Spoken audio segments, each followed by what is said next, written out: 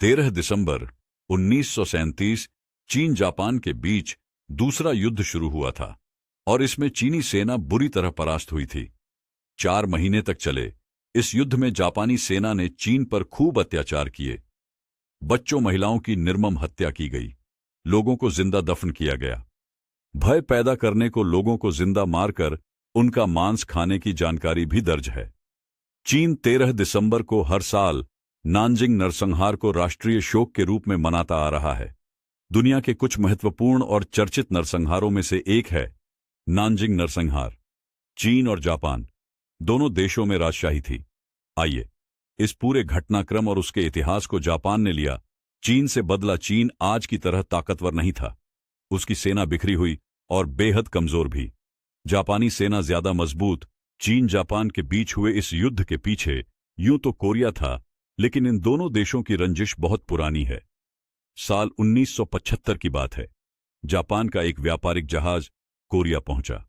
चीन के उकसावे पर कोरिया ने इस पर फायरिंग कर दी। ये बात जापान और वहां के लोगों को नगवार लगी। देश में चीन और कोरिया से बदला लेने की मांग उठी, लेकिन जापान सरकार ने धैर्य से काम लिया, अपना प्रतिनिधिमंडल भेजा और बातचीत के माध्यम से सब कुछ ठीक कर लिया। हालांकि जापान ने यह मामला शांति से इसलिए निपटाया क्योंकि उसकी नजर कोरिया पर थी। वह इस देश की संपदा पर नजर रखे हुए था। इस बीच सोवियत संघ रेलवे प्रोजेक्ट के बहाने कोरिया में घुसा, जिसका देश के अंदर तगधा विरोध हुआ। कोरियाई सेना विद्रोह को दबाने में विफल रही तो उसने चीन से मदद मांगी। यह बात जापान को पसंद नहीं आई। उसने चीनी सैनिकों को सबक सिखाने को अपने कई हजार जवान भेज दिए। कोरिया में चीन की एंट्री से ही चीन जापान में पहला युद्ध हुआ। ये दोनों देश घोषित तौर पर पहली बार साल 1894 में आमने सामने आए। यह युद्ध 17 अप्रैल 1995 तक चला। जापान को कोरिया के प्राकृतिक संसाधन चाहिए थे। उस समय जापान ने कोरिया में तख्ता पलट की कोशिश की, जिसे चीन की मदद से नाकाम कर दिया गया। कोरिया के किंग बच गए और इस अघोषित युद्ध में बड़ी संख्या में जापानी सैनिक मारे गए। समझौते के बाद यह युद्ध खत्म हुआ। इस समझौते को इतिहास में शिमोनोस्की संधि के नाम से जाना जाता है। कुछ बरस शांति रही। सैनिकों की हत्या से जापान अंदर से क्रोधित था। साल 1884 में कोरियाई नेता और जापान के समर्थक कहे जाने वाले किम ओक क्यून की शंघाई में हत्या कर दी गई। पहले से ही खार खाए जापान ने इसे अपने अपमान से जोधा और कोरिया पर फिर से हमला कर दिया। इस बीच जुलाई 1937 में एक बार फिर से जापान ने चीन पर आक्रमण कर दिया।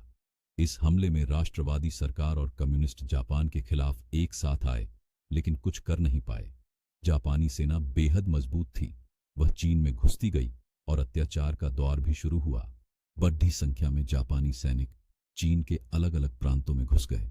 जहां नहीं घुस पाए वहां जापानी वायुसेना ने बमबारी कर चीन को नुकसान पहुंचाया। नानजिंग पर भी कब्जा कर लिया। यहीं से चीन की सरकार चला करती थी।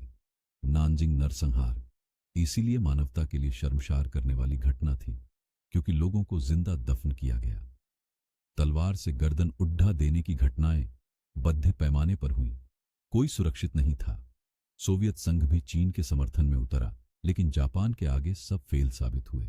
इस बीच दूसरा विश्व युद्ध शुरू हो गया। धीरे धीरे ही सही चीन की सरकार मजबूत हो रही थी। अमेरिका ने भी चीन का साथ देने का फैसला किया, सैन्य सहायता भेज दिया।